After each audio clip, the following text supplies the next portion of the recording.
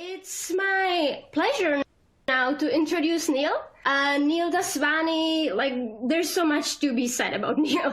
He has so much great experience. He has served in a variety of research and development and teaching and executive roles in numerous companies, including Symantec, LifeLock, Twitter, Daisyen, Google.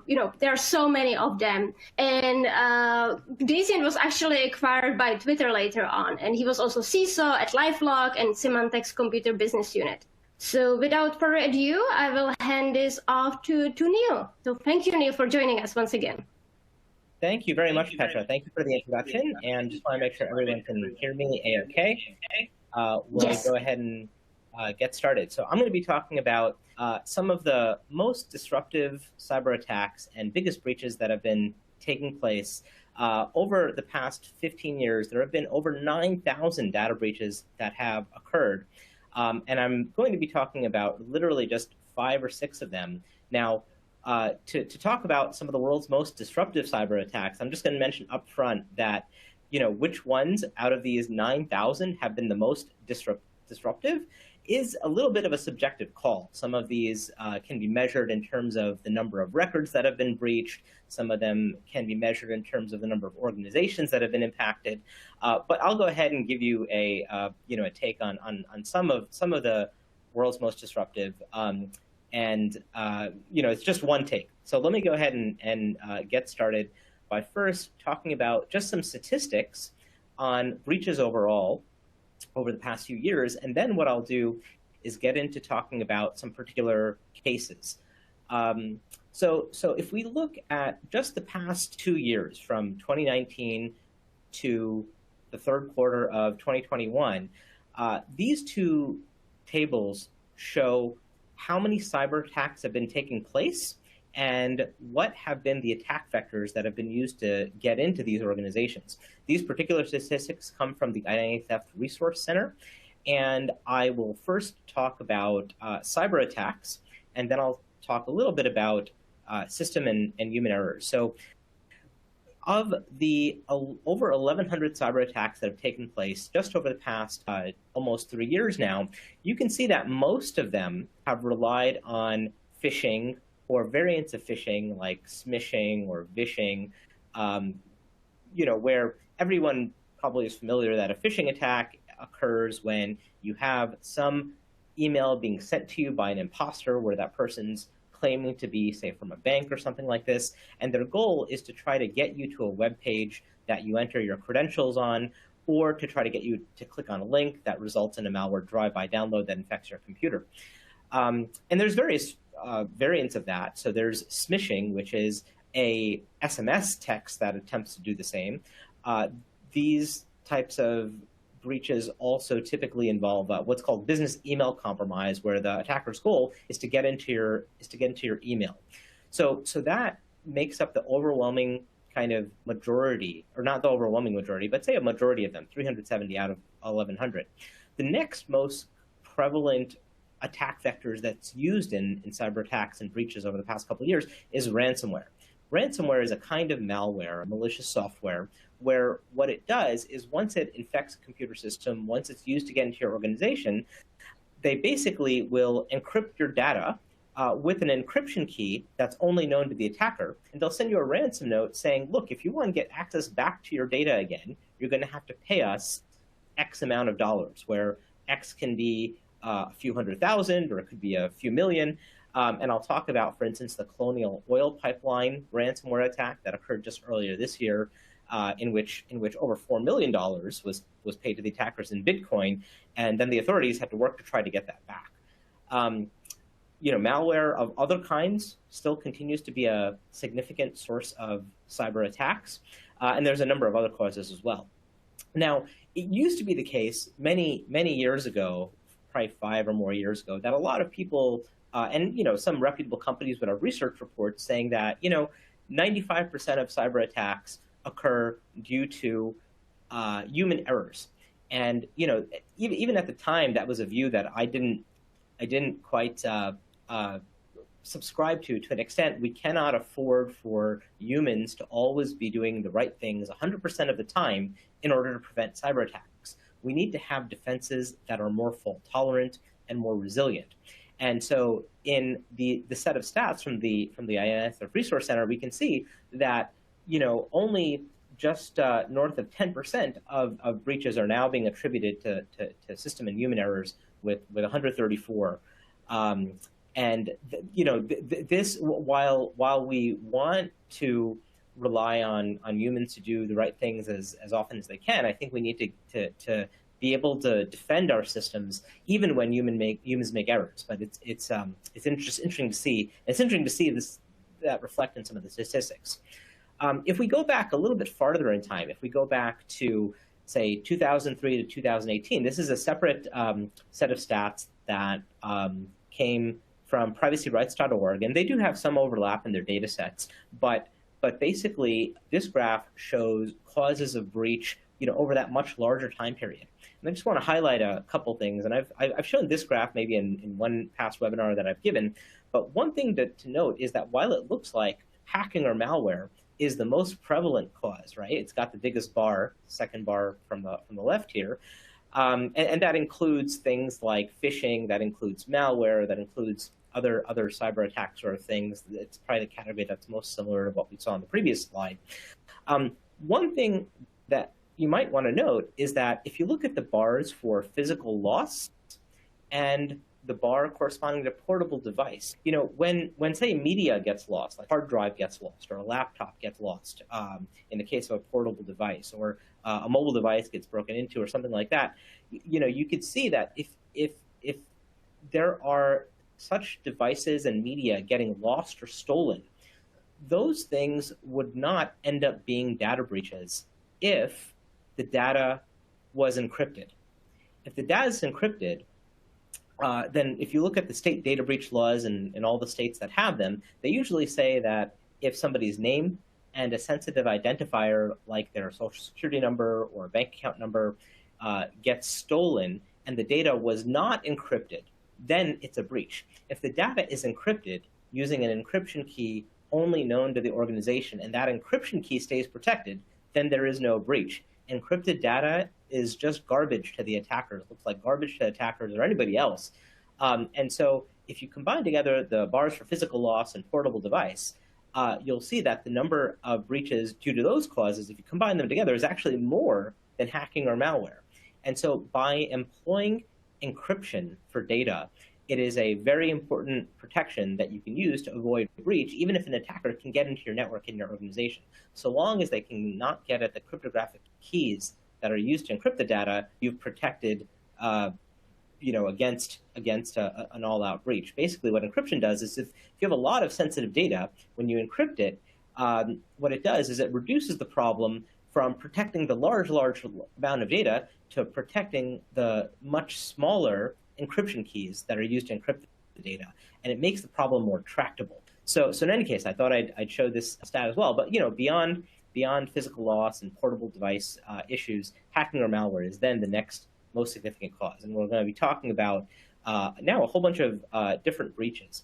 Now, for those of you that know me or have heard me speak before, I have given talks on breaches before. And what I'm going to do in this talk is focus on more of some of the big recent breaches.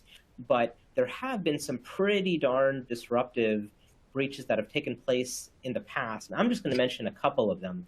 So if we go back to 2015, the US government's Office of Personnel Management, which is really the agency that serves as like the chief human resource agency for most government agencies. There's hundreds of government agencies, and they don't all have an HR department of their own. They also don't do all of the background checks that you need to get a government job on their own. They would all rely on the Office of Personnel Management. What happened in 2015 is that a set of attackers took advantage of the fact that OPM had highly underinvested in their own security and did not have mitigations like multi-factor authentication in place. And the attackers were able to break into OPM systems and steal background check and very sensitive information for over 20 million government employees and contractors. even when going for very sensitive jobs within the government, you've got to fill out this form called SF-86.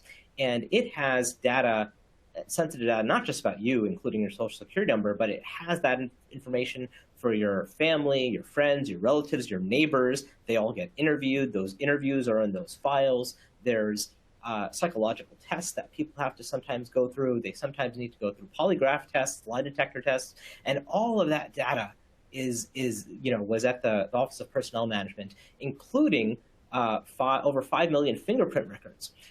What the attackers did is they broke into OPM and they stole that data. So if you're a foreign nation state adversary, and let's say you want to mint spies in the country, all that data can be used, all that metadata can be used to try to get a spy a job at a government agency, and then conduct an insider attack. I mean, it's a huge amount of data, and basically when all that data was stolen, it also posed risks for CIA and other government agents just all around the world. What had happened was, even though the CIA, of course, the Central Intelligence Agency, they were one of the few agencies that maintained their own personal records and their own database. But what happened when this breach occurred is that, let's say that you're a foreign nation state and you want to try to get a sense of who are the CIA spies in your country. What you can do is you can look at the list of all the names and aliases that are on file at your own State Department, and you can subtract out the data that was stolen in the OPM breach, right? Because those are all kind of the known government agencies, employees, not including the CIA. And you can see who's left on that list. Well, that's your set of candidate CIA spies.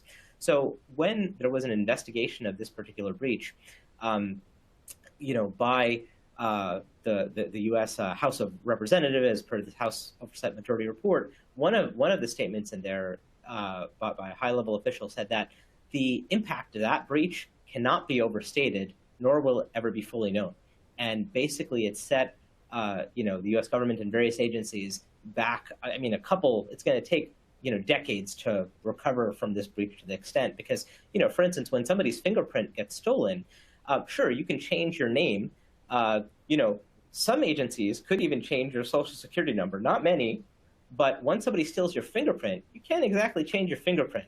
So if an attacker wanted to break into biometric systems that are used to authenticate people, or come up with wax fingerprints, as you might have seen in like Mission Impossible, this is exactly the kind of thing you want to steal. So I would say, just subjectively, I believe that that's been one of the most disruptive breaches that have occurred over time. The next breach that I'm going to talk about is the Yahoo breach. Back in 2016, Yahoo had announced that it had actually gotten breached back in 2013 and 2014, and pretty much every single Yahoo email account, all 3 billion of them, got compromised. The attackers initially got into Yahoo through a combination of spear phishing and malware, but one of the things that they did is they reverse engineered Yahoo's cookie generation scheme. And so for all of us that use websites and have some technical background in how websites are built, we know that you go to the front page of a website, you enter your username and password. But once that username and password is checked or authenticated, then the website gives you a authentication cookie that's sent to your browser. And then it's really that authentication cookie that goes back and forth between the browser and the web servers that authenticate you, so that you don't have to type in your username and password onto every page, because HTTP, the fundamental protocol that's used to run interactions on the web, is a quote-unquote stateless protocol. It doesn't maintain state. So it really relies on this authentication cookie to maintain the state that the person actually successfully logged in. But what happened in the Yahoo breach is that the attackers, suspected Russian attackers, and by the way, let me mention that the Office of Personnel Management breach was suspected to have been conducted by a Chinese funded attacker. The Yahoo breach was suspected to have taken place by four Russian attackers, 2 ex-FSB agents. FSB is kind of the new KGB, if you will. And what those attackers did after they initially got in and took over some accounts for some employees is they reverse engineered Yahoo's cookie generation scheme. And so the idea is that if you can figure out how a website generates its authentication cookies, then you can log in at will, without a password, into any account, only knowing the account name or email address. And that is exactly what the attackers did. So pretty much all 3 billion Yahoo accounts were compromised. And the Russian attackers that conducted that attack, what they did is they targeted a few thousand, diplomats, ambassadors, members of the Russian press, like all kinds of folks that were of interest. And so the Yahoo breach, still today, is the largest breach in the history of the internet, as measured by the number of accounts that were breached. This breach was also disclosed while Yahoo was in the process of getting acquired by Verizon. And Verizon and Yahoo had originally agreed on a price of about $4.8 billion for the company, and Verizon dropped that price by $350 million. So there was also some pretty significant financial impact. But you could imagine just the loss of privacy to any and every user that was using a Yahoo email account. So I would also put forth that that's probably one of the most disruptive breaches of all time. There's a few other breaches that I will talk about. I'm going to talk about SolarWinds, and I'm going to talk about the Colonial Oil Pipeline breaches from just the past year in more detail. But the one breach that I want to comment on, just kind of at a high level, is the Equifax breach of 2017. Equifax is one of the U.S.'s 3 major credit agencies. The other are Experian and TransUnion. And they've all experienced breaches at some level. TransUnion probably least impacted, Experian more so, and Equifax basically had the largest financial identity breach of all time back in 2017, where they were running a unpatched Apache Strut server that they'd used as part of middleware in terms of developing some of their software. And while there was a very critical vulnerability in March of 2017 that Apache had let the world know about, the team at Equifax had not patched that vulnerability in time, and the attackers used it to break into one server initially, and they were able to, over a period of months, steal financial identity information for approximately half of the country. There's about 300 or 340 million consumers in the U.S., depending upon how you want to measure, and the attackers got out with 145 million names, social security numbers, dates of birth, driver's license numbers. And let me just mention that when that breach occurred in the press, there was a lot of talk about the Apache Struts vulnerability, and the entire breach was kind of getting blamed on that one vulnerability. And in fact, when there was a congressional hearing about that breach, I mean, the former CEO at Equifax even tried to pin it on, the one employee who was expected to patch that.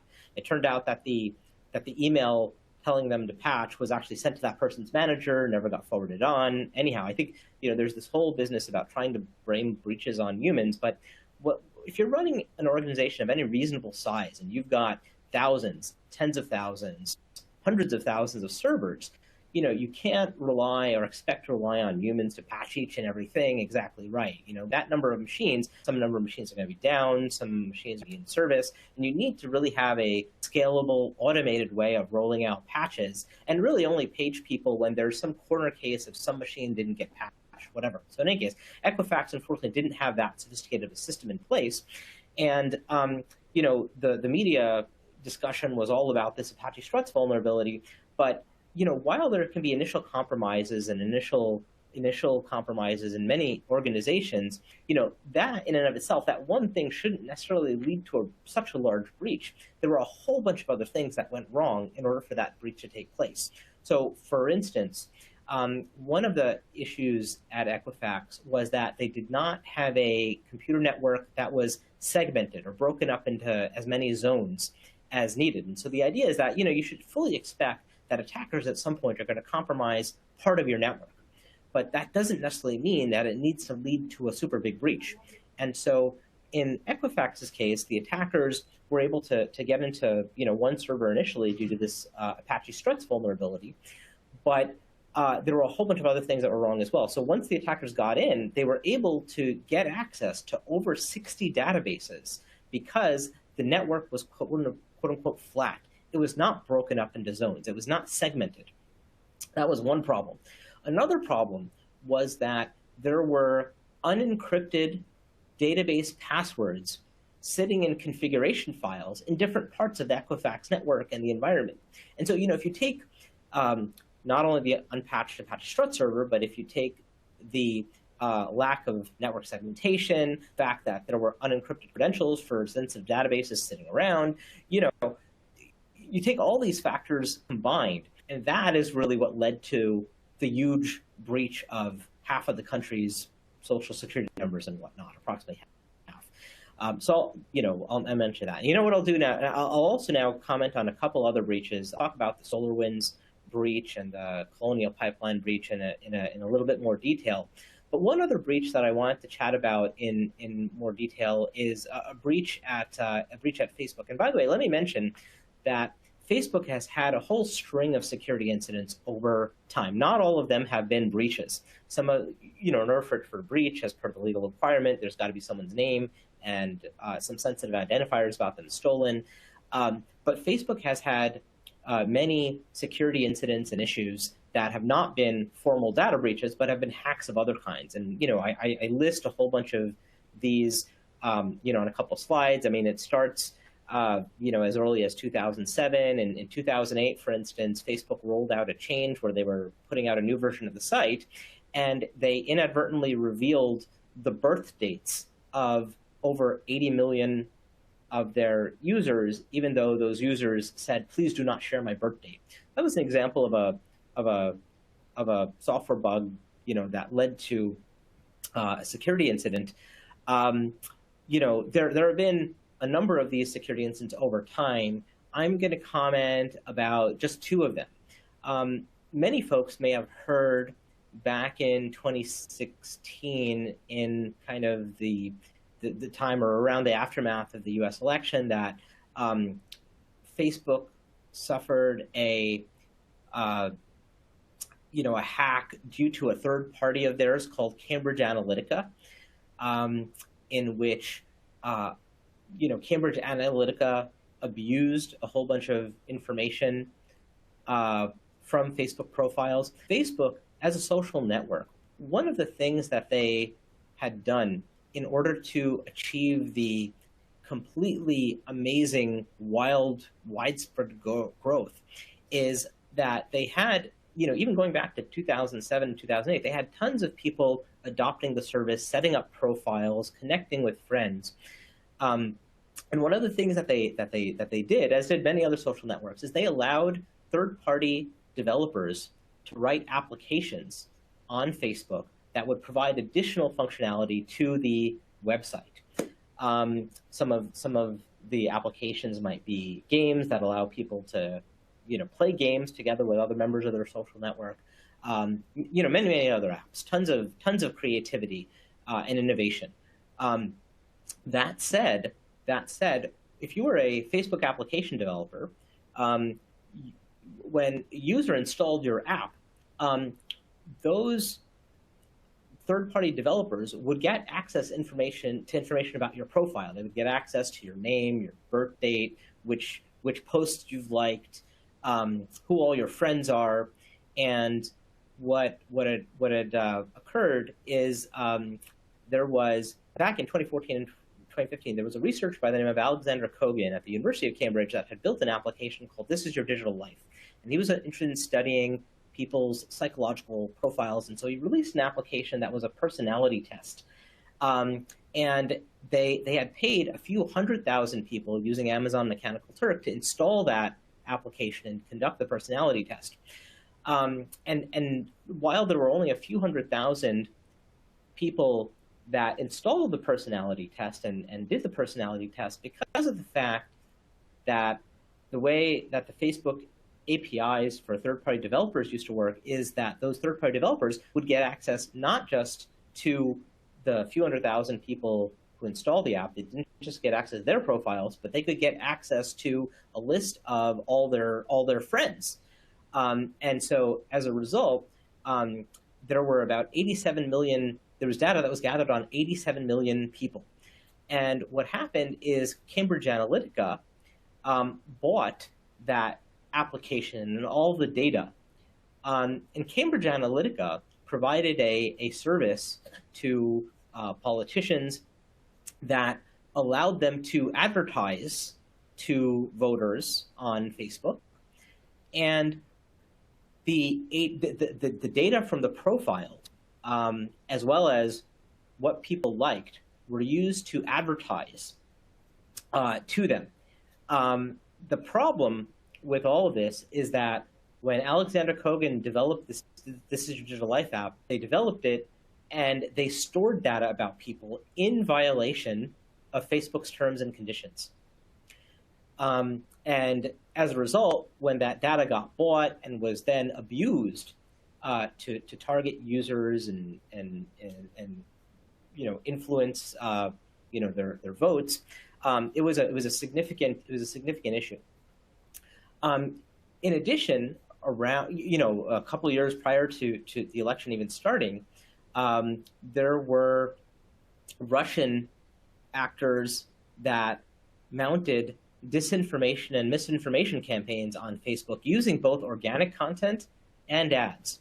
So in kind of a separate, distinct issue, there were approximately 126 million folks that were exposed to organic content that Russian actors at a agency called the Russian Internet Agency, the Internet Research Agency, had created as what are typically referred to as "quote unquote" active measures when a government's trying to kind of interfere here. And so basically, there were 126 million Americans that were exposed to all this content, not only just content, but also ads. On this slide, I show an example. There were about 3,500 ads. And by the way, these stats come from Facebook's own investigation of the incident. So there were 11 million Americans that were exposed to these 3,500 ads. I've shown a couple of these ads in which, Hillary Clinton was targeted. And you can see the number of impressions and clicks and the budget and Russian rubles that were applied for these particular ads. So there's a lot more data behind what happened here.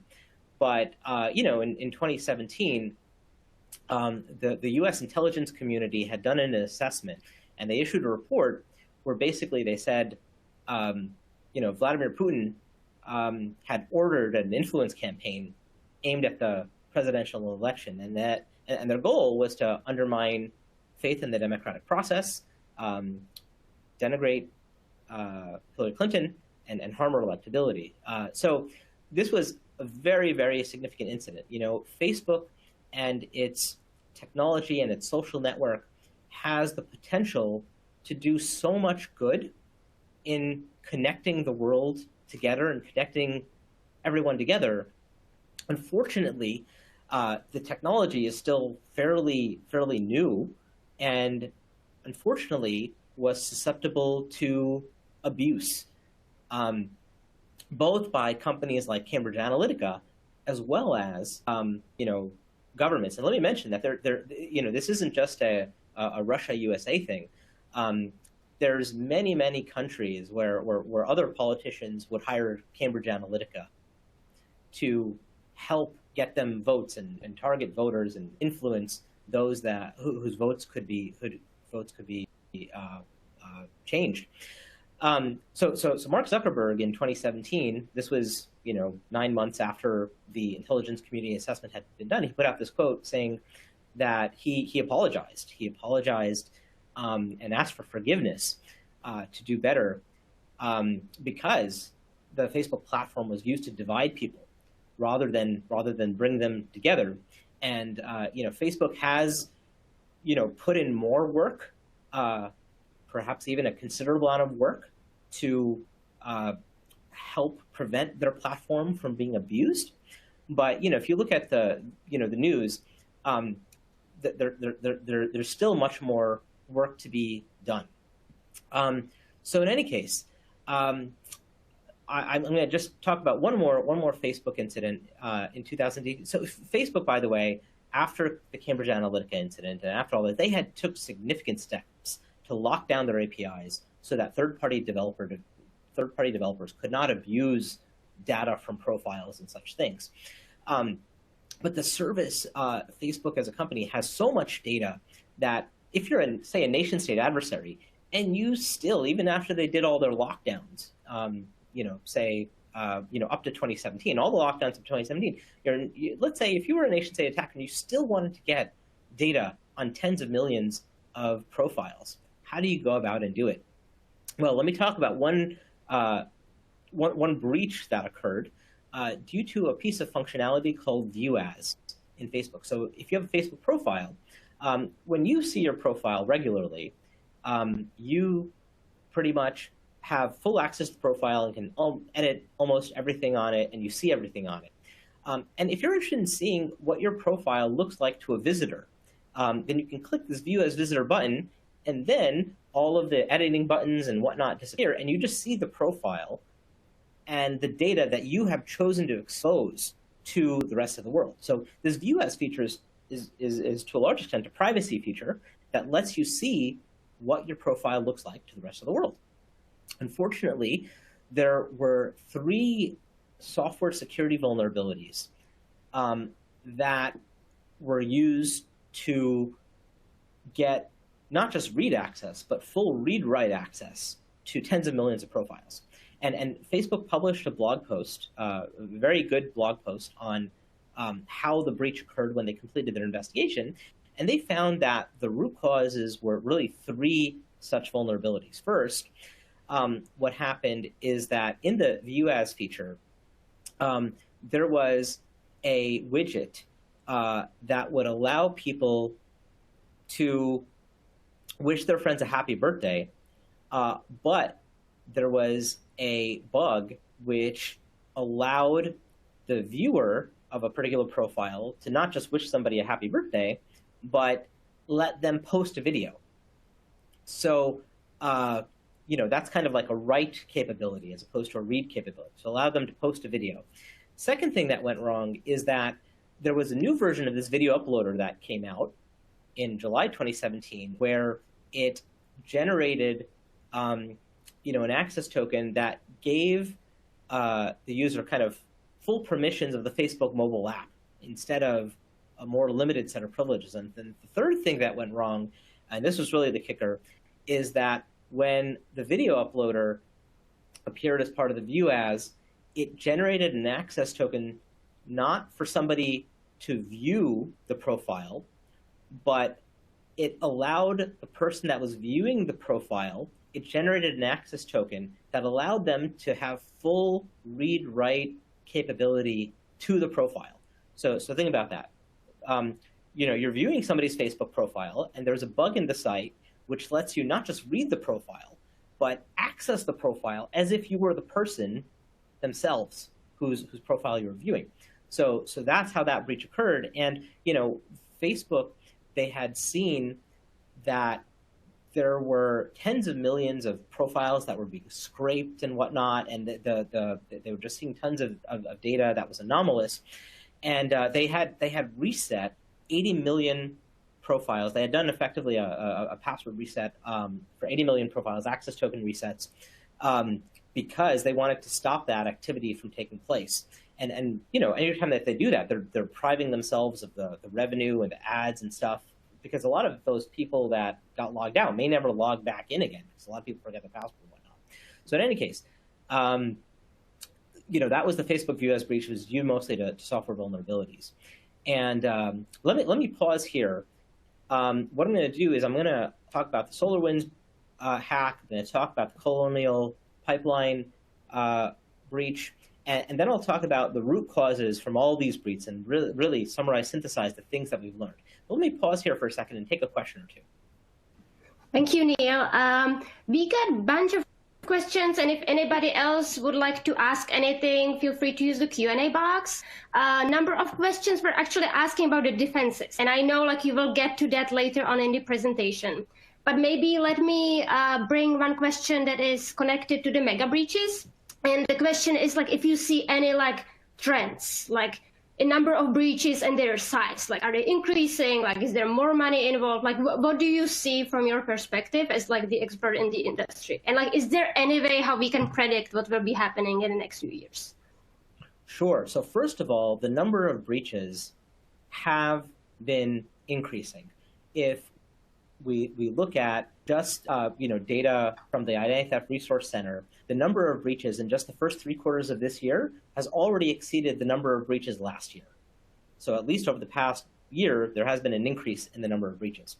One of the things that I'm going to talk about is that the root causes of these breaches, there's a fairly small set of under 10 root causes. I'd say that 3 of those root causes are managerial, and 6 of those root causes are technical. I'll just provide the one-sentence answer, but I'll return to it. The 6 technical root causes of breaches. So, if you're a head of security for a company, you have to deal with tons of compliance and tons of regulations, and you have hundreds upon hundreds of checkboxes that you need to satisfy in order to be compliant with PCI or HIPAA or all these different security standards, ISO 27000, whatever it happens to be. But there, when you look at all these breaches, there are really just 6 technical root causes for all these breaches. They are phishing and account takeover as number 1, malware, number 2, software vulnerabilities, number 3, unencrypted data, number 4, third-party compromise and abuse, number 5, also called supply chain security these days, in the aftermath of the SolarWinds attack and whatnot. And then finally, inadvertent employee mistakes separate from phishing. Phishing has been such a huge category, it just deserves a huge category of its own, but there are other inadvertent employee mistakes that can be made. Those are really the 6 technical root causes. So the guidance is to focus on those, on countermeasures for those, and try to achieve compliance as a side effect. Make sense? Yes, and from what I'm hearing, it seems like a lot of that is controllable, right? Because I'm like getting a sense from some of the questions that this is like something that comes in and it's very hard to protect yourself against that. Yes, so the overwhelming majority of breaches are preventable. For instance, if we just go back and look at the slide number 1 or 2 here. Let me bring this up. There are some attacks where, for instance, an attacker comes up with a completely new vulnerability and leverages a completely new vulnerability that nobody has ever seen before. So I'm trying to bring up slide number 14 here. And it's not getting along with me. I don't know, Petra, if you or somebody on your team. I think it should be live. A number of breaches by attack vector. It should be live. Yes. Oh, you see that? Okay, great. Yeah. Okay, good. So that particular slide, if you look at it, the number of zero-day, there's one line here for zero-day attack, right, under cyber attacks. Out of the over 1,100 breaches that have taken place, the number of breaches that are due to kind of zero-day vulnerabilities that the software manufacturer never knew about, that's completely newly discovered, only 2. I'd say that out of these 1,100 breaches, most of them are preventable. There may be a few, really just a few, can count on a single hand, where there was some new vulnerability that was taken advantage of that just the world has never been aware before. So they are all preventable. So let me move forward. Let me talk about SolarWinds, and then I'll put up a slide with some defenses, and I'll work to finish on time here. Now, let's see here. What's interesting is can everyone see the SolarWinds slide now? Yes. Yes, great. Okay, good. So what's interesting here is that you guys can see the slide. For some reason, it's not popping up, but I'll just talk about the slide from memory. So what happened in mid-December of last year, mid-December 2020, is that there was a hack at a company called SolarWinds. SolarWinds is a IT company that has over 300,000 customers, and they have tons of products and services that help manage companies, help organizations manage their information technology, and also some that help them manage their security. What happened is there was a foreign nation state adversary attacker, suspected Russian, where they not only broke into SolarWinds, but what they did is they infiltrated the software development pipeline for one of their products, SolarWinds Orion. And what they did is they inserted a backdoor into that product so that what they could do is they could issue a malicious code update. It's good to patch your systems and whatnot, but basically they injected a backdoor which allowed the attackers to publish a code update of whatever they chose. And because SolarWinds was used by so many organizations, the attackers used that vulnerability in the SolarWinds product to break into 9 or more government agencies, including the U.S. Department of Treasury, the U.S. Department of Commerce, the Department of Homeland Security, and over 100 private sector companies. This is called a supply chain attack because it's called supply chain attack because the SolarWinds software is one of the suppliers that many of these other organizations use, and it was used as the vector to get in. So there's a lot of interesting technical detail around the malware that the attackers injected. Now, the way that the attackers, by the way, broke into SolarWinds was as per, there was kind of like nothing new there. Based on the hypotheses and the investigation, the ways the attackers got in was pretty straightforward. But what they did after that was sophisticated. And so this has resulted in pretty significant impact.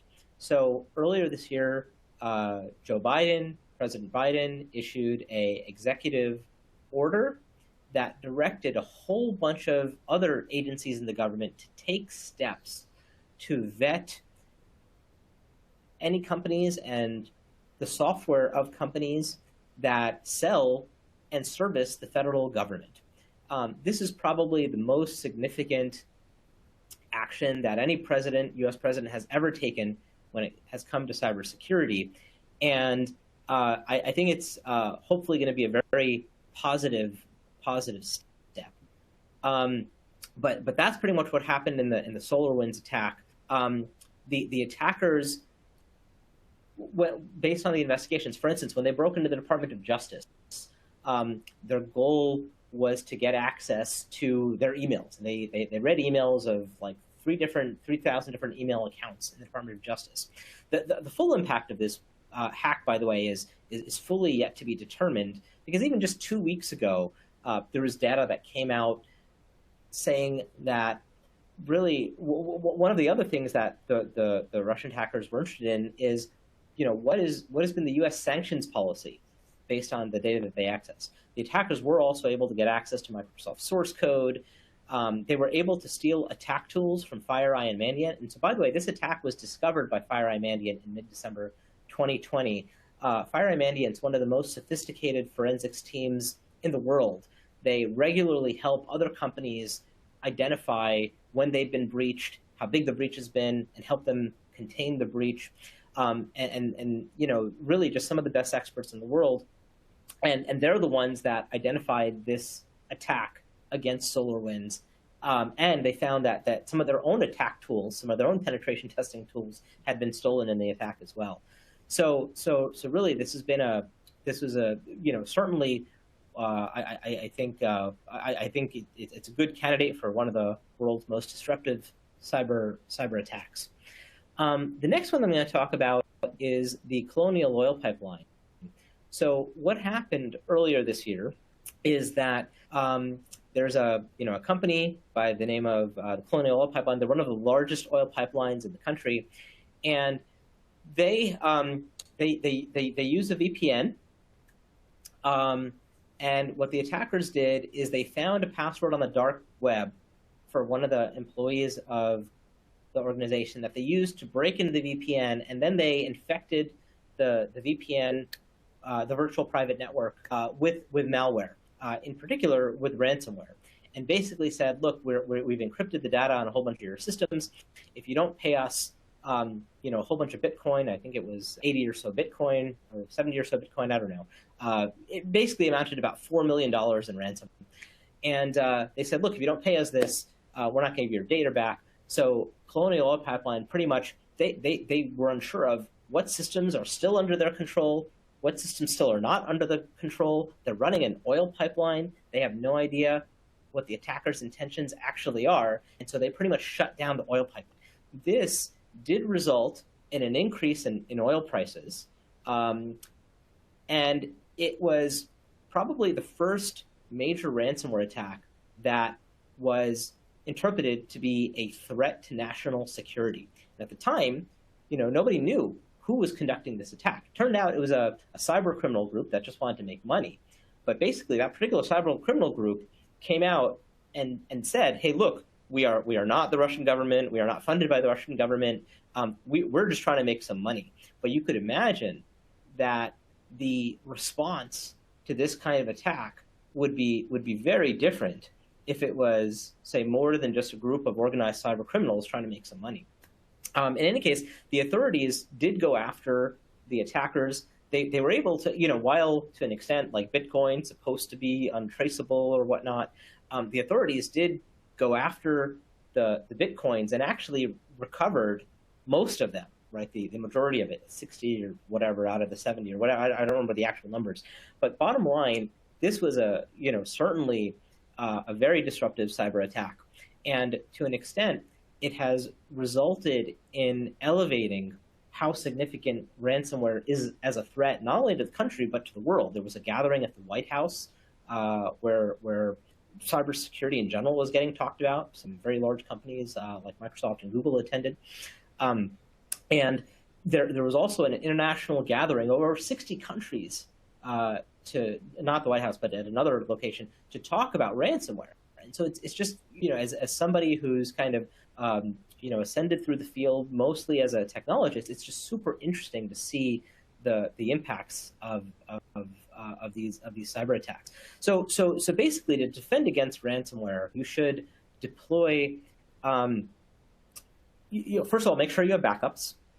So that if an attacker encrypts your source code or encrypts important company information or whatever, you want to be able to get that back. So back it up. Back it up, ideally offline, because a lot of sophisticated ransomware these days also goes after, they basically go after your encrypted, they go after your backups too. So once they break in, if you have like backups in the cloud, they will target those and encrypt those and take those offline. So you've got to also have offline backups, and you've got to regularly test your backup procedures, because there's some stat I read a while back, like 50% of companies that even have backup processes in place are not able to successfully recover from those backups, when they need to, like in the midst of an attack. So you've got to quarterly be testing your restoration processes. In addition, it's super important to have strong anti-malware defense. Very often, attackers will generate new variants of ransomware or malware that have just never been seen before. So you cannot rely on a antivirus product that just relies on signatures and whatnot. So anyhow, those are some ransomware defenses that you should keep in mind. Thinking about all these breaches, and especially some of the most disruptive ones, one question to ask is, what have been the root causes? So typically, managerial root causes for breach include the failure to, one, prioritize cybersecurity, number two, failure to invest in cybersecurity properly. For instance, when the Office of Personnel Management had gotten broken into, they were only spending $3 million a year on their security, when even the Department of Agriculture was spending more than $70 million at the time. So there was a super underinvestment in security. Now, even once you prioritize cybersecurity and once you invest in it, it is important to successfully execute on cybersecurity initiatives. So for instance, at OPM, they were trying to roll out two-factor authentication. They were trying to roll out better web proxies. They were trying to do all kinds of things. They didn't successfully execute on any of it in time to prevent the breach. When it comes to technical root causes of breach, as I mentioned, the top 6 are here. For phishing and account takeover, using multi-factor authentication is super, super important. I would suggest using hardware security keys like those that have been rolled out by YubiKey or Google's Titan, where basically to log in, you need more than just a username and a password. and instead of relying on a 6-digit code, by the way, attackers can set up phishing websites that'll ask not just for the username and password, but ask for the 6-digit or 8-digit code too. So even though when you use such multi-factor authentication with a code being sent to your cell phone or using a mobile authenticator app, you can still have employees that get duped. One of the only non-phishable defenses is to use a hardware security key that you stick into your USB port, like a YubiKey, where there's a secret on it that's associated with the user that's protected with tamper-resistant hardware. When Google deployed YubiKeys back in 2017, even though Google is regularly under nation-state attack, they have not successfully had a phishing attack or an account takeover attack of that kind for 4 years after the deployment of hardware security keys, even though they are regularly under attack from nation states. So I'd say that that's kind of the best defense. Next best defense is to use, say, a mobile authenticator app or a dedicated hardware device that gives you those keys. The next root cause of breach that I'll talk about is malware. Important to have good anti-malware defense. Software vulnerabilities are also a very significant cause of breach, as we saw in the Facebook case from the US vulnerability in 2018. It's important to test your software, first of all, before even testing your software, to design security to your development processes, do security design reviews, then also do testing, use static and dynamic analysis tools, SAS and DAS. There's a whole bunch of technologies here that, by the way, don't have enough time to cover in this very short webinar, but we go into in tons of detail in our courses. Whether it be the Cybersecurity Executive Strategy course, or whether it be securing and protecting web applications, mobile security, we have tons of courses that go through this stuff in a lot of detail. But for some of the other root causes as well, there are a whole bunch of defenses that you can employ. For unencrypted data, well, encrypt the data, and encrypt the data not only at rest, not only in transit. A lot of cloud providers also allow you to encrypt data while it's being in use. One of the traditional challenges is that if an attacker breaks into a system and gets admin or root credentials, it's kind of like game over. They have access to the full general purpose processor and all memory and all registers. And so what you can do is instead rely on secure enclaves, which use a separate dedicated coprocessor to access and unencrypt data, and a separate dedicated memory to process unencrypted data. So in any case, I'm just giving you a sampling of some of the root causes of breaches and some of the technologies that you can use to fight them. This next slide here, lists out a lot of those defenses that I've talked about. But let me just go ahead and summarize, given that we're coming up at the end of time. This slide shows a lot of the biggest, quote unquote, most disruptive breaches that have occurred over time, and what have been the learnings from them. I've been talking a little bit about each of them as we've been going through. But here's a slide that summarizes it. In some cases, an organization did not use multi-factor authentication. In some cases, the organization did not invest. In other cases, the organization had a software vulnerability, a third-party software vulnerability. In the case of Equifax, that was not patched. In Facebook's case, there were first-party software vulnerabilities that simply hadn't been found by their own development teams, but were found by attackers. In the case of SolarWinds, they were infiltrated, and their build pipeline was taken over and used to insert backdoors. So you've got to both protect your company as well as SolarWinds CEO. The new CEO, he basically talked about having multiple build pipelines. And if you do those heterogeneously, then even though an attacker might be able to break into one, it may not be able to break into the other, and you compare the output of all these build pipelines. So in any case, this slide summarizes overall. Let me summarize and conclude. The guidance that I like to give is that as somebody who's a scientist and engineer by background, I feel that we should focus on addressing the root causes of these breaches from a technical perspective. The security field is full of tons of marketing and tons of noise, and there's always some new cool defense against the latest zero-day attack. But most of these breaches have not been taking place due to kind of the most sophisticated zero days. They're occurring for reasons and root causes for which we do have defenses for. Many of them scientifically effectively shown to be strong, very strong. And others where perhaps there's good defenses. We just need to make them better. Most of these breaches are preventable. If you're interested in more information, please feel free to reach out to me or follow me on Twitter. If we have time, I'd be happy to take, say, one question, or two if we do have time. But I hope that folks have found the information in this webinar useful. And I'd encourage you to also check out some of Stanford's courses, because as these breaches are mostly preventable, there's a lot of technology and process that you can find knowledge about in our courses to help protect your organization and protect yourself. So I hope you've enjoyed it, and look forward to taking a question or two. Thank you so much, Neil. I think this was very insightful. So let me try, there are a bunch of questions, so let me pick one. Like, how would you suggest companies prioritize these defenses? Like, do you think there is some, some basis that each company, even the smallest startup, needs to have? Do you have any recommendation there?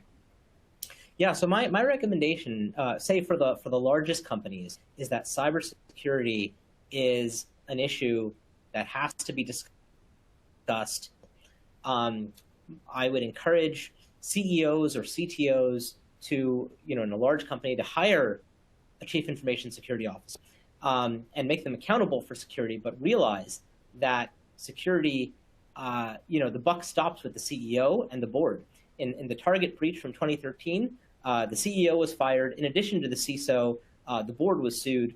So for the big companies, you got to start at the top. And I'd say, even at the other end of the spectrum, at a startup, you don't necessarily want to put in, steel defenses when you don't have enough to defend yet. But I would say that, like, if you're erecting a house, and you want it to be secure down the line, one thing you could do is you could put in a steel door frame, even though you may just put in a wood door initially. Then when your startup grows and is, becomes big enough of a target, you can then at least put the steel door in the steel door frame. But putting in a steel door frame after the fact is really hard. So I'd encourage you to take the steps to set up the right framework so that you can secure yourself and your products as you become more and more valuable. Thank you so much, Neil. I think this was a wonderful summary. Thank you so much for joining us. Thank you all the attendees for spending this hour with us. I hope you found it as insightful as I did, and I think you will have a great October Day, and also have a great rest of the year. See you soon. Bye.